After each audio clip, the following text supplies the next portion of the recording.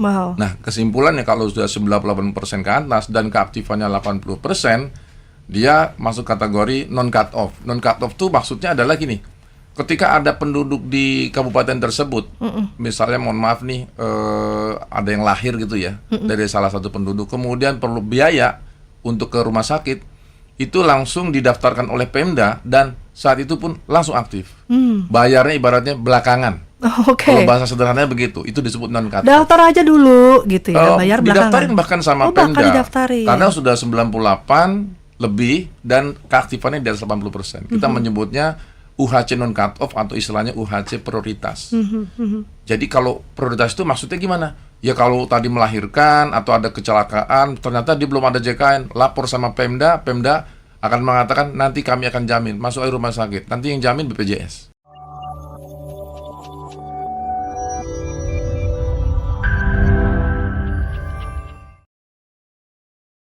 Pelosok-pelosok desa, ribuan desa yang akan disasar ya. Betul. Walaupun jumlah totalnya ada 85 ribuan desa, namun paling nggak 10.000 desa aja gitu yang mau disasar di pesiar ini. Benar, jadi kalau totally desa Indonesia kan sekitar 85 ribuan ya. Kalau kita 10% saja kita anggap ya. Kalau 98,2 kan sebenarnya tinggal dikit lagi ya. Tapi kan jumlah desa lebih banyak. Nah, jadi kita uji coba di tahun ini 2.335 itu aja sudah mereka antusias. Ya, baik. Apalagi nanti kita merencanakan di 8.000 desa gitu ya. Itu sebenarnya tadi tujuannya sangat mulia sebenarnya, artinya memastikan sih sebenarnya seluruh penduduk Indonesia ini gitu ya, warga negara Indonesia itu tidak sampai ada satupun yang tidak ikut dalam program JKN ini. Terlindungi. Untuk 8.000 ini merata ya? Indonesia merata. Timur, Barat. Ya, tentu kita melihat dari tadi. Sebenarnya kan mereka yang dari kantor-kantor cabang BPJS itu menginformasikan dan kebetulan Pemdanya atau aparat desa itu bersemangat untuk mendaftarkan karena mereka tahu bahwasanya tempat kami ini perlu dan kemudian memang cakupannya belum maksimal, tingkat keaktifannya belum maksimal gitu.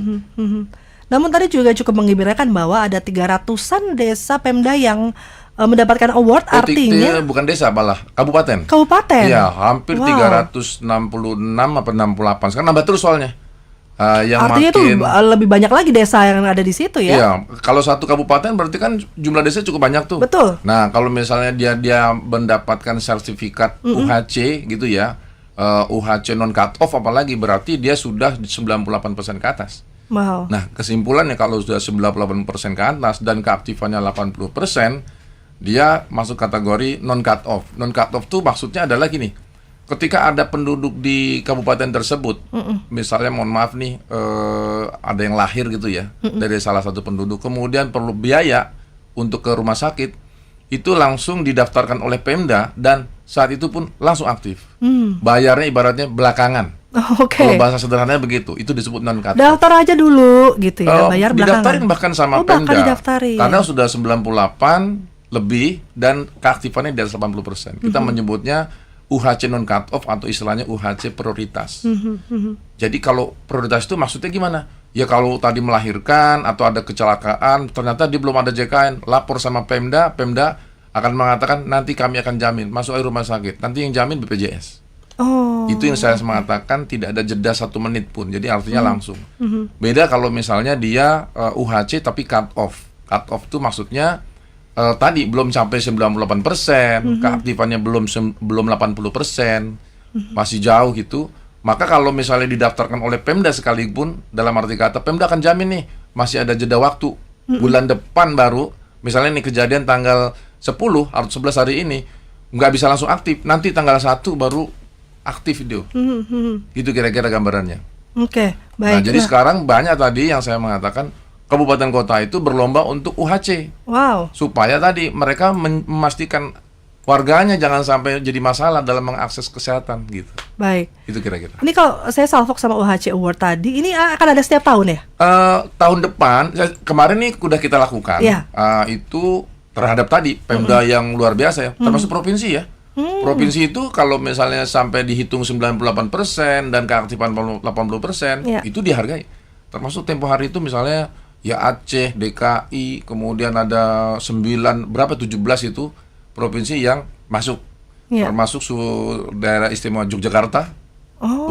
Pak Sri Sultan pun hadir pada waktu UHC Award itu.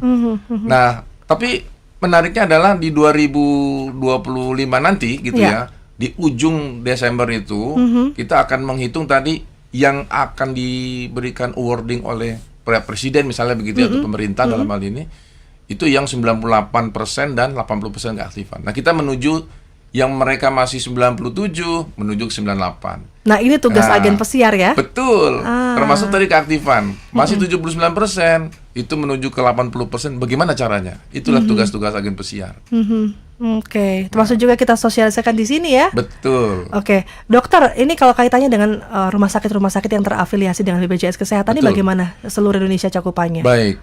Itu sebagai informasi, jadi kalau hampir semua rumah sakit ya, kalau nggak salah sekitar 3.000-an, nih update terus ya, itu rumah sakit ya, itu baik itu kelas A, B, C, ataupun D, dan itu termasuk ownernya, artinya boleh juga rumah sakit pemerintah pusat, pemerintah daerah, rumah sakit swasta, rumah sakit misi, yayasan, itu semua rata-rata sudah bergabung. Jadi justru sementara ini justru banyak, mohon maaf ya, rumah sakit juga ada yang belum dan pengen bergabung. Kenapa demikian? Bisa kebayangkan Mbak Tara, kalau misalnya 100% penduduk nanti atau 98% penduduk itu menggunakan JKN, maka rumah sakit itu hidupnya dari mana? Peserta JKN. Betul. Mereka akan mengakses mereka semua.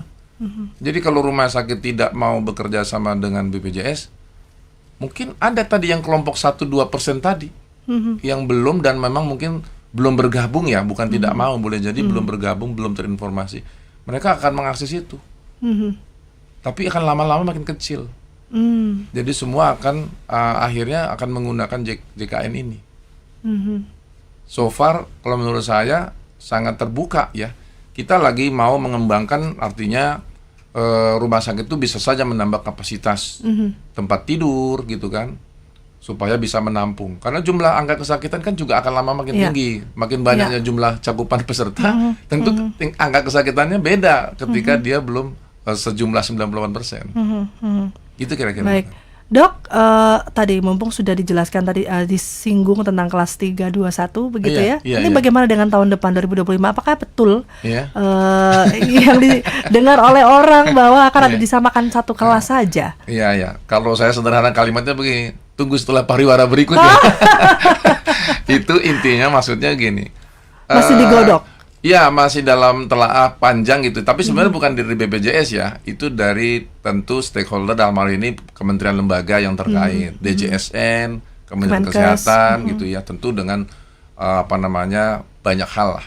Dalam kondisi saat ini memang dalam arahnya ke sana gitu ya. Tapi saya tidak mengatakan pastinya kapan gitu. Mungkin yang lebih tepat nanti stakeholder terkait memang harus menjelaskan gitu kesiapannya, karena ini tentu akan dikaji telaahnya panjang ya, mengenai iurannya, mengenai kapasitasnya, karena kan ada perubahan pasti kan, jumlah kebutuhannya harus seperti apa gitu. Tapi kalau kriterianya dibuat oleh Kementerian Kesehatan ataupun dengan DJSN, kriteria kalau mau satu kelas rawat inap seperti apa gitu. Tapi progres peta jalannya itu nanti mungkin DJSN ataupun Kemenkes dalam hal ini itu mungkin lebih bisa menjelaskan lebih detail. Dan itu pasti juga perlu waktu ya, karena juga akan mensinkronkan dengan rumah sakit yang ada, bagaimana pelayanannya dan lain sebagainya. Betul, kapasitasnya tentu yang jumlahnya 3.000 rumah sakit itu kan tidak segampang itu ya, tidak semudah itu, artinya perlu proses lah gitu kira-kira. Mungkin itu kira-kira Mbak Tara. Oke, baik. Jadi bisa dipastikan bahwa sampai dengan saat ini apabila ada sahabat sonora yang mendengar dan ingin mengaktifkan kembali, artinya masih sama skemanya, masih kalau mereka dengan kelas 1, 2, 3 ya masih seperti sama, itu ya? Tetap sama.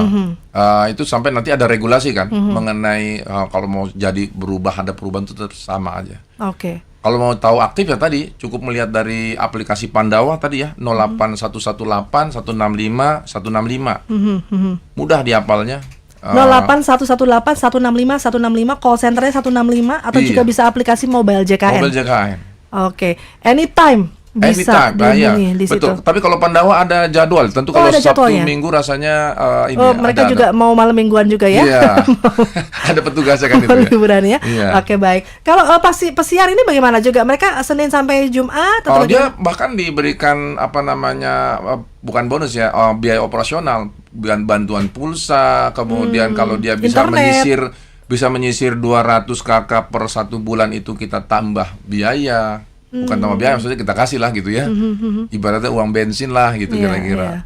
Artinya mereka juga boleh, apabila mereka masih bekerja statusnya tapi juga ingin menjadi agen, apakah diperbolehkan? Boleh, tapi ada ketentuan kan. Misalnya kayak misalnya PNS kan nggak bisa. Kalau PNS kan tentu ASN kan dia punya tanggung jawab gitu. Kalau tadi kayak jualan pulsa bisa lah ya, bisa. untuk sambil menyisir. Kalau dia menyisir kan boleh. Dia artinya dibikin kontraktualnya, karena nanti kan ada perjanjian kan hak dan kewajibannya. Gitu kira-kira Mbak Tara. Baik.